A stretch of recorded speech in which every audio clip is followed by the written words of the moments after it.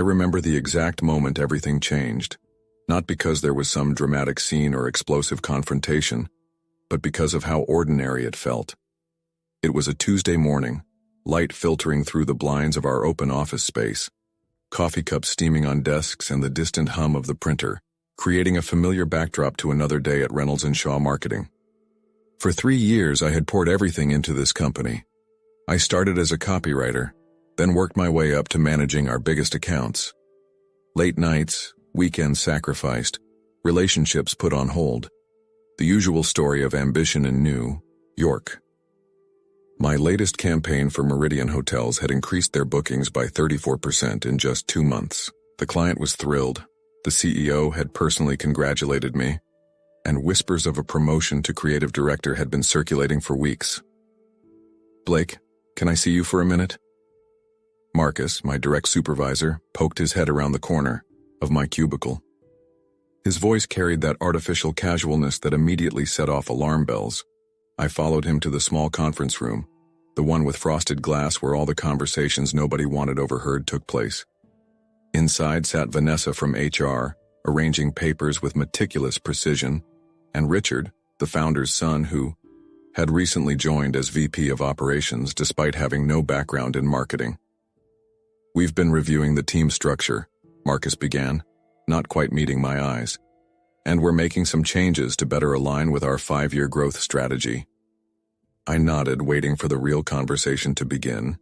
"We're bringing in someone from Archer & Pine to head up the creative team," Richard interjected. "Guy named James Whitley. Brilliant mind. Won a Clio last year." The room seemed to shrink around me.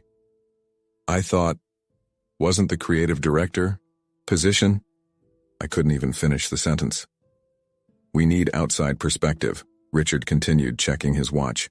"Fresh blood, you understand." "Your role is still absolutely crucial," Vanessa added with practiced empathy. "You'll be senior account manager reporting to James. It's actually a lateral move with slightly better benefits." But it wasn't, and we all knew it. I sat there, nodding mechanically as they outlined my new responsibilities. The words blurred together as my mind raced through every late night, every brilliant pitch, every client I'd rescued from the brink. What had I missed? What invisible test had I failed? "Blake?" Marcus's voice pulled me back. "Any questions?" "When does James start?" My voice sounded distant, like it belonged to someone else. "Monday.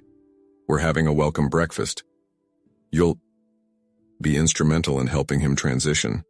I managed a tight smile. "Of course." Walking back to my desk felt like wading through concrete. Emails continued to ping, colleagues laughed at someone's joke, and the world kept spinning while mine had just tilted on its axis.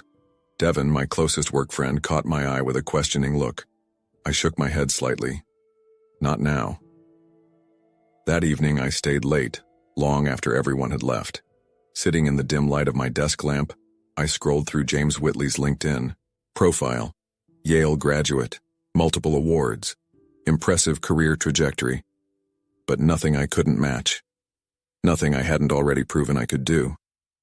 The only real difference was that he had gone to school with Richard. I closed my laptop and stared out at the Manhattan skyline, lights twinkling like false promises. For the first time in my career, working harder didn't seem like the answer. Something else was at play, an invisible current I'd been swimming against without realizing it. The game had rules I didn't know about, played on fields I'd never been invited to enter.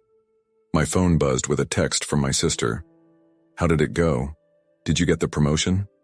I stared at it for a long moment before typing back, "Not exactly. Let's talk tomorrow." Tomorrow. I'd figure out what to do tomorrow. But as I gathered my things to leave, one thing became crystal clear. Something had to change, and it wouldn't be the system. It would have to be me. James Whitley arrived, with the confidence of someone who had never doubted his place in the world. Tall, with expertly tailored suits and a booming laugh that commanded attention, he moved through the office like he'd owned it for years rather than days. The welcome breakfast was a study in corporate theater, champagne flutes filled with orange juice, artisan pastries nobody touched, and speeches about exciting new directions that meant nothing and everything at once. I played my part perfectly. I smiled. I introduced James to our key clients. I handed over my meticulously organized files and briefed him on ongoing campaigns. I was the model of professionalism while a quiet rage simmered beneath the surface. "You're taking this well," Devin whispered as we refilled our coffee cups. "If it were me, I'd have set something on fire by now." "What's the alternative?" I replied, watching James charm the finance team across the room. "I still need this job." But each day became more difficult than the last. James wasted no time in reshaping the creative department in his image. My carefully built processes were dismantled, my team was reassigned, and, most painfully, the Meridian Hotels account, my crown jewel, was handed to a junior copywriter because James wanted fresh eyes on it. "You'll be heading up the Lancaster pitch instead," he informed me, barely glancing up from his phone. The Lancaster Group was notorious, a family-owned chain of budget hotels with impossible expectations and a history of churning through marketing agencies. It was where careers went to die. "That's a significant downgrade from Meridian," I said carefully. "May I ask why?" James finally looked at me, his expression a mix of irritation and pity. "You've done good work, Blake, solid, but Lancaster needs someone reliable, steady. That's you." The words stung like a physical blow. Reliable, steady, the kind of adjectives used for washing machines, not creatives on their way up. The translation was clear. I wasn't seen as innovative or dynamic. I was a workhorse, not a show horse. I threw myself into the Lancaster pitch anyway, 14-hour days, working through weekends. I researched every aspect of their business, identified untapped markets, and crafted a campaign that would reposition them from budget necessity to smart choice. It wasn't just good, it was the best work I'd ever done. The day before the presentation, I stayed late finalizing the deck. The office had emptied hours ago, but a light still shone from the corner office. James was still there, door ajar. As I passed, voices drifted out. "Are you sure about sending Blake to handle Lancaster tomorrow?" It was Richard. "They're notoriously difficult." "That's precisely why," James replied with a chuckle. "Look, we both know Lancaster is unlikely to sign with anyone. They're just fishing for free ideas. So we send Blake.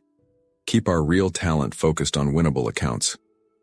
And if by some miracle they do sign, then Blake gets a win, feels validated, and continues being a reliable workhorse without demanding a bigger role. Either way, we contain the problem." The problem. That's what I had become. I stood frozen, presentation deck clutched in my hands. Something cold and clarifying washed over me. This wasn't just about being passed over for promotion. This was active sabotage, a deliberate strategy to keep me contained, to ensure I wouldn't threaten their comfortable hierarchy. I walked back to my desk in a daze, collapsed into my chair, and stared at the deck I'd poured my soul into. A sacrificial offering to a client they'd already decided wasn't worth winning. A setup designed for failure. My phone lit up with a text from my sister. "Dinner tonight? You've been working too hard." I looked around at the empty office, at the countless hours represented in the proposal before me, at the years of dedication that had earned me nothing but backstabbing and manipulation. "Can't tonight," I texted back. "I have something important to finish." I opened my laptop with renewed purpose. I wasn't going to play the victim in their story any longer. By morning, I would have a new plan, one where I finally wrote my own ending. Morning arrived with a clarity I hadn't felt in months. I'd spent half the night revising my Lancaster presentation, not to impress James or Richard, but because I refused to deliver anything less than my best work, even if it was meant to fail. The other half I'd spent drafting an email to Eleanor Lancaster, the family matriarch who still maintained controlling interest in the hotel chain, despite her son handling day-to-day operations. The Lancaster meeting was scheduled for 10 a.m. I arrived at the office by 6, printed fresh copies of the presentation, and rehearsed my delivery one final time. By 9, the Lancaster team had arrived. Arthur Lancaster Jr., 3 executives with identical haircuts, and to everyone's surprise, Eleanor Lancaster herself, elegant in her 70s with sharp eyes that missed nothing. "We weren't expecting you, Mrs. Lancaster," Richard stammered, clearly thrown off balance. "Evidently," she replied with a thin smile. "Shall we begin? I have another engagement at noon." James stepped forward, all confidence and practiced charm. "Of course, I'm James Whitley, Creative Director. This is Blake, who will be walking you through our proposal today." Eleanor's gaze settled on me. "You created this campaign?" "Yes," I replied simply, meeting her eyes. "Then you lead. I prefer to hear directly from the source." The next hour unfolded like a dream. I presented with a passion and conviction that surprised even me. I talked about Lancaster's heritage, about how their reputation for practicality wasn't a downside, but their greatest strength in an age of Instagram facades and empty luxury. I showed them mock-ups of a campaign that celebrated authenticity, real travelers, real needs, real value. When I finished, the room was silent. Arthur Lancaster Jr. looked bored, checking his watch. The executives scribbled notes.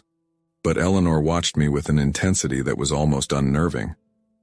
"You believe in this," she said. It wasn't a question. "I do." "Why?" The question caught me off guard. James shifted nervously beside me. "Because..." I paused, considering a diplomatic answer, then decided on honesty. "Because I understand what it means to deliver consistent quality and still be underestimated. To be reliable but not flashy. To know your worth even when others don't see it." Something flickered in Eleanor's eyes. Recognition, perhaps. She turned to her son. "Wait outside, please, all of you except Blake." The room emptied quickly, leaving us alone. Eleanor Lancaster didn't waste time. "They're setting you up to fail," she said bluntly. I blinked in surprise. "Don't look so shocked. I've been in business for 50 years. I recognize when someone's being sidelined." She tapped my presentation. "This is excellent work, far better than we expected." "Thank you. I'm not complimenting you, I'm stating a fact." She leaned forward. "Lancaster has been through 6 agencies in 4 years. My son likes the shiny ones with big promises. I prefer substance over style, that's why I came today." She reached into her handbag and pulled out a business card, sliding it across the table. "My direct line. I want to discuss this campaign further, but not with them." She nodded toward the door. "Just you." I stared at the card. "Mrs. Lancaster, You're planning to leave, aren't you?" She interrupted. "Don't deny it, I've seen that look before. The question is, what's your next move?" The directness of her question left me momentarily speechless. Then, something shifted inside, me to door opening to a possibility I hadn't considered. "I haven't decided yet," I answered truthfully. Eleanor nodded approvingly. "Good. Decisions made in anger rarely serve us well." She stood to leave, then paused. "Lancaster needs a marketing director, in-house. Someone who understands our value proposition. The position reports directly to me, not my son." My heart raced as the implication became clear. "I'm not offering you the job," she clarified. "Not yet. I'm suggesting a conversation about possibilities. Next Tuesday, my office, 9 a.m. After she left, I sat alone in the conference room, her card between my fingers. Outside, I could hear James and Richard attempting to charm the Lancaster team as they departed. Their voices held the forced joviality of people who sensed an opportunity slipping away. I gathered my materials slowly, my mind racing with new possibilities. This wasn't just about escaping a toxic situation anymore.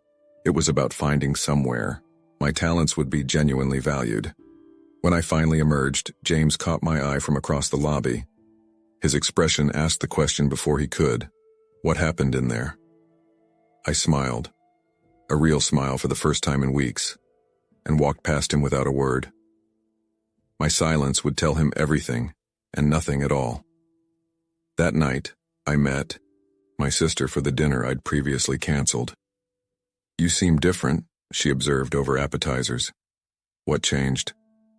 I thought about the business card now tucked safely in my wallet, about Eleanor Lancaster and her unexpected offer, about the dawning recognition that sometimes the path forward isn't the one you've been desperately trying to carve, but one that opens unexpectedly when you stand firmly in your worth.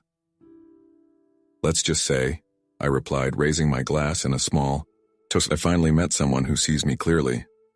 The week that followed was a masterclass in corporate theater. Lancaster hadn't immediately signed with Reynolds and Shaw, but they hadn't declined either, a limbo that James and Richard interpreted as interest rather than the strategic pause it really was. I maintained a perfect poker face, attending briefings and strategy sessions with manufactured enthusiasm, while privately counting down the days until my meeting with Eleanor. Lancaster seems impressed, Marcus commented during a team check-in. James thinks we're close to landing them. I nodded non-committally. They're thorough decision-makers. Well, whatever you said in that room worked. Richard's already discussing staffing the account. He hesitated, lowering his voice. Though between us, they're considering bringing in someone more senior to oversee things once it's official. Of course they were. The pattern was so predictable it almost made me laugh. I'd do the hard work, create the foundation, then be pushed aside when it came time for recognition. Good to know, I replied, keeping my expression neutral. I appreciate the heads up. The weekend dragged endlessly. I rehearsed various scenarios for my meeting with Eleanor, oscillating between cautious optimism and cynical doubt. Was this a genuine opportunity, or was I setting myself up for another disappointment? By Tuesday morning, I had cycled through every emotion possible and settled on pragmatic determination. Lancaster Holdings occupied the top floors of a mid-century building in Midtown. Unlike the sleek, aggressively modern aesthetic of most corporate headquarters, their offices embraced their heritage. Wood paneling, brass fixtures, and photographs documenting the company's evolution from a single roadside motel to a national chain. Eleanor's assistant greeted me warmly. She's expecting you. Coffee? Please. Eleanor Lancaster's office was unexpectedly modest, functional rather than ostentatious. She sat behind a desk that had clearly served her for decades, reading, glasses perched on her nose as she reviewed documents. Punctuality, she noted, checking her watch. Already a point in your favor. I smiled despite my nerves. I was raised to believe that respecting others' time is non-negotiable. A surprisingly uncommon value. She gestured to the chair across from her. Sit. Have you given thought to our conversation? I have, I replied, accepting the coffee her assistant silently delivered. I'm intrigued by the possibility, but I have questions.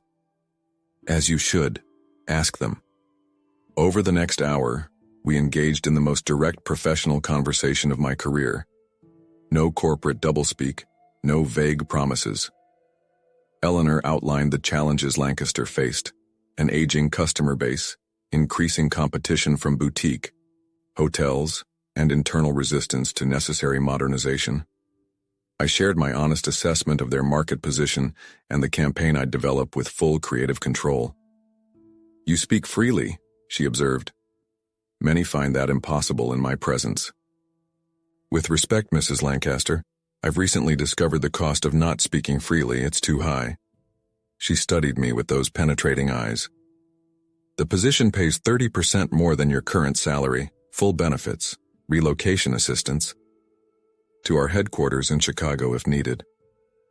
My heart jumped. This was real. A concrete offer, not just a theoretical discussion. The catch? I asked, because there was always a catch. My son, she said simply. Arthur believes in flashy marketing, influencer partnerships, gimmicks. You'll need to manage that relationship carefully. And while you'd report to me, daily operations would put you in his orbit. He won't welcome your presence. Office politics exist everywhere. This isn't politics, it's family. Her directness was refreshing. I'm offering you this position because I believe in your vision for our brand. But I'm also placing you in a difficult position between a mother and son with different views on the company's future. I took a slow sip of coffee, weighing her words. When would you need my decision? By Friday. She slid a folder across the desk. The formal offer, including all terms. Review it carefully. As I left her office, my mind raced with possibilities and concerns. The professional opportunity was undeniable. Creative control, better compensation, a chance to reshape an established brand. But I'd be walking into a family dynamic with complications I couldn't fully anticipate. My phone buzzed with a text from James. Need update on Lancaster status for board meeting. Available this afternoon? The irony wasn't lost on me. While they plotted to sideline me from an account they didn't know was already gone, I was contemplating leaving altogether. I had until Friday to decide between the security of the familiar, however flawed, and the uncertainty of a new beginning. Walking back to Reynolds and Shaw, I watched people rushing through their day, some looking determined, others resigned. I wondered how many were standing at similar crossroads, weighing what they knew against what might be. For the first time, in weeks, whatever anxiety I felt was tempered by something more powerful, the knowledge that I finally had a choice. Friday arrived with the weight of inevitability. I had reviewed Eleanor's offer repeatedly, discussed it with my sister over late-night calls, and even consulted discreetly with a former colleague who had made a similar career pivot. The conclusion was always the same. Staying at Reynolds, and Shaw meant accepting a ceiling on my potential, while Lancaster offered both risk and opportunity in equal measure. I arrived at the office earlier than usual, my resignation letter saved on my phone. The plan was simple: finish my pending tasks, speak with HR after lunch, and leave without drama. Life, however, rarely accommodates such tidy exits. Emergency. Creative meeting in 10 minutes, Devon announced, appearing at my desk with concerned eyes. Something's happened with Lancaster. My stomach dropped. What do you mean? Not sure. James looks like he's about to have an aneurysm. The conference room was charged with tension when I arrived. James paced near the windows while Richard sat stone-faced at the head of the table. Lancaster called this morning, James announced without preamble once everyone was seated. They're declining our proposal. A ripple of disbelief moved through the team. Richard's knuckles whitened around his pen. They provided feedback. James continued, avoiding my gaze. They felt our approach was, quote, cosmetic rather than substantive. They're moving in a different direction. Different how? Someone asked. Richard cleared his throat. They're building an in-house marketing team instead of hiring an agency. The room erupted in questions and speculations, but I remained silent, a strange calmness washing over me. This moment should have felt vindicating, proof that James and Richard had mishandled the relationship. But instead, I felt only certainty about my decision. Blake, James finally addressed me directly, you spent time alone with Eleanor Lancaster. Did she give any indication this was coming? All eyes turned to me. In that moment, I could have lied, could have protected my exit strategy, but the weight of deception felt suddenly exhausting. Yes, I said simply. She expressed interest in bringing marketing functions in-house. And you didn't think to mention this critical information? Richard's voice was dangerously quiet. I tried to discuss the Lancaster account with James several times this week. My calendar invites were declined. This was true, part of their strategy to marginalize me. James had the decency to look uncomfortable. We had higher priorities. Evidently not, I replied, standing. If you'll excuse me, I need to speak with HR. Sit down, Richard ordered. We're not finished. Actually, we are. I gathered my notebook. I've accepted a position with Lancaster Holdings as their new marketing director. Today is my last day here. The silence that followed was absolute. Devon's eyes widened in disbelief. Marcus looked like he'd been slapped. Richard's face flushed, a dangerous red. You, James sputtered. That's a conflict of interest. You can't just... I can and have. Nothing in my contract prevents me from accepting employment with a company that chose not to become our client. I kept my tone professional, though my heart hammered against my ribs. My resignation letter details my 2-week notice. But given the circumstances, I understand if you prefer I leave immediately. Richard stood abruptly. HR, now. The next hour passed in a blur of paperwork and thinly veiled accusations. I was escorted to my desk to collect personal items, watched closely as though I might steal trade secrets. Devon caught my eye across the floor, mouthing, "Call me," as security waited for me to finish. By noon, I stood on the sidewalk outside, a cardboard box containing 3 years of my professional life in my arms. The spring air felt different somehow, lighter, full of possibility. My phone buzzed with a text from Eleanor. "Welcome aboard, Monday, 9 a.m. I hailed a cab and directed the driver to my apartment. As Manhattan streamed past the windows, I felt a complicated mix of emotions, relief, anxiety, and a strange sense of mourning for the certainty I was leaving behind. I had spent years trying to prove myself at Reynolds & Shaw, building relationships and setting down professional roots. Now I was starting over, stepping into unknown territory with only my abilities to guide me. The driver caught my eye in the rearview mirror. "Good day or bad day?" I considered the question, watching familiar landmarks slide past. "Transformative," I finally answered. "Just transformative." He nodded sagely. "Those are the ones that matter most."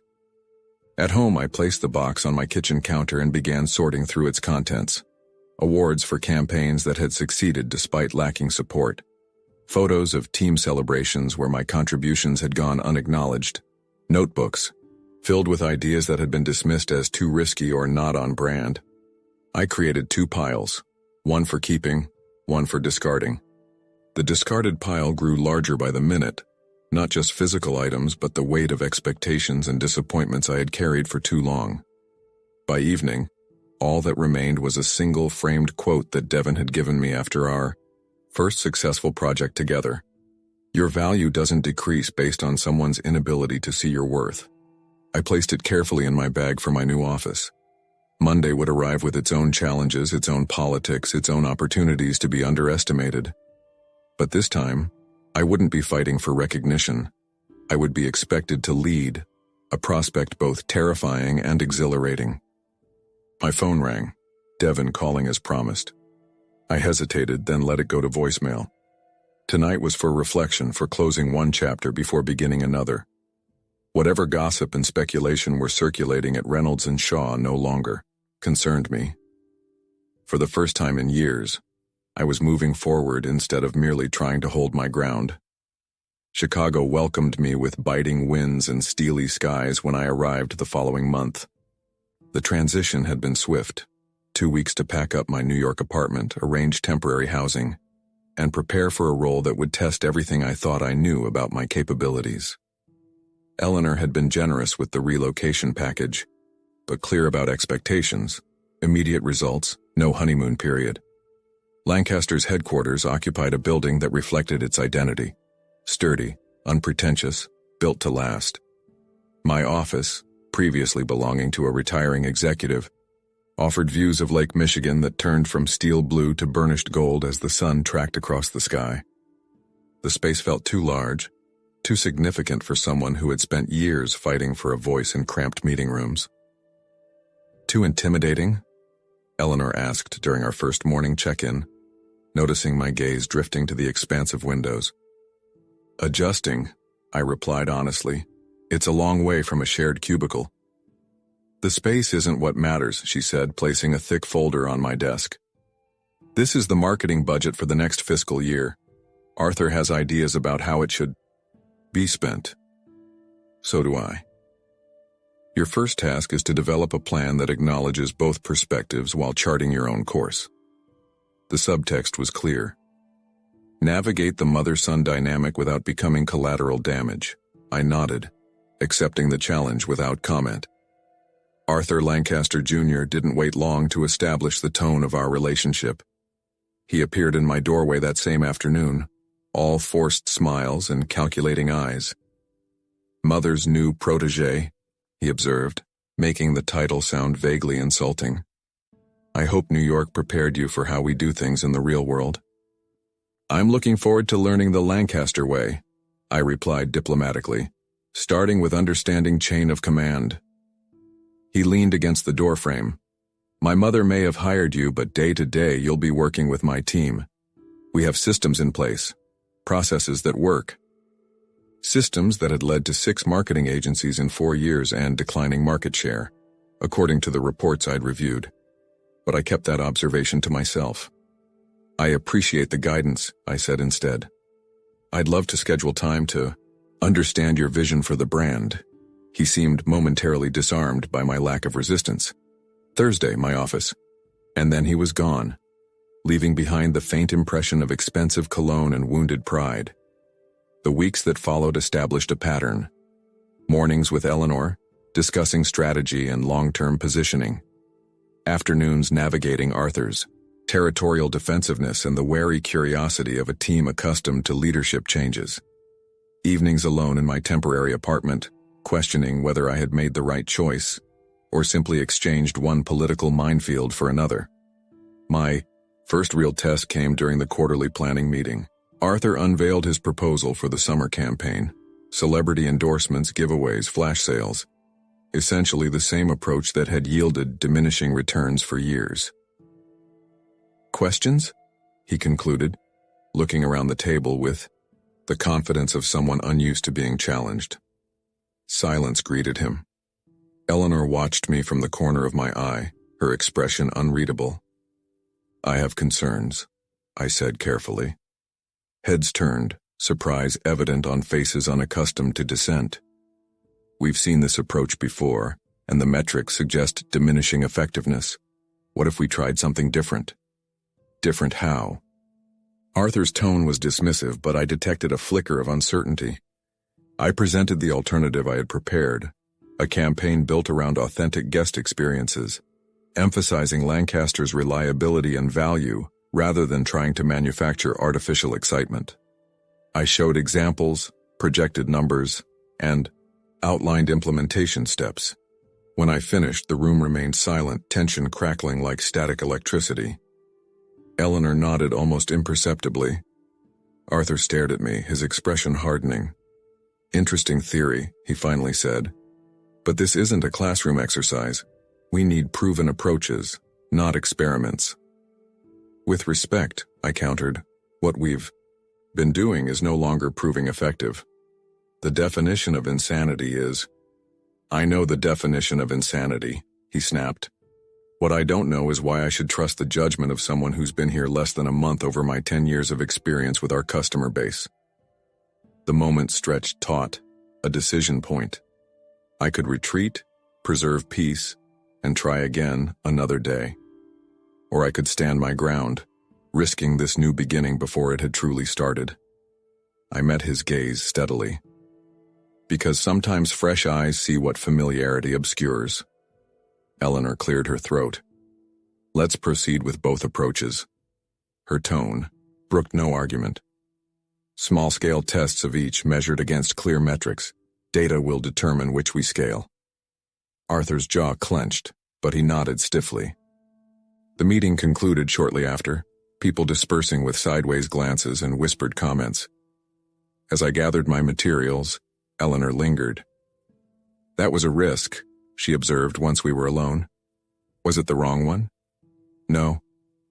A hint of approval softened her features. But remember, in family businesses, victories need to be shared, not claimed. She tapped my presentation. Find a way for Arthur to feel ownership of your success, or he'll ensure you have none. I nodded, understanding the wisdom in her advice while questioning whether I could implement it. I had left Reynolds and Shaw to escape exactly this kind of maneuvering. Yet as weeks passed and our test campaigns launched, something unexpected happened. The data spoke for itself. My approach outperformed expectations while Arthur's familiar tactics faltered. Rather than gloating, I invited him into the process of refining and expanding the successful elements, crediting his essential insights at every opportunity. Gradually, almost imperceptibly, the dynamics shifted. Arthur began seeking my input rather than challenging my presence. The team stopped treating me like an interloper and started bringing ideas directly to my desk. Eleanor watched it all with quiet satisfaction, making her approval known through increased autonomy and resources rather than public praise. 6 months after arriving in Chicago, I stood at those same wide windows, watching the lake sparkle under autumn sunlight. My phone buzzed with a LinkedIn notification. James Whitley had been let go from Reynolds and Shaw following the loss of 2 major accounts. I felt a strange absence of satisfaction at the news. The victory I had once craved now seemed hollow, disconnected from the person I had become. Blake? My assistant appeared in the doorway. The team's waiting for the strategy review. I nodded, turning away from the view. Coming. As I walked toward the conference room where my team now gathered, my ideas valued, my leadership respected, I realized the true nature of professional worth.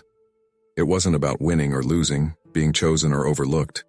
It was about finding the place where your contributions mattered, where growth was possible and where your voice could shape something meaningful. The journey hadn't been simple or straightforward. It had required leaving the familiar, embracing uncertainty, and navigating new challenges with courage and adaptability. But standing in that doorway, watching faces turn expectantly toward me, I knew with absolute certainty this was exactly where I was meant to be.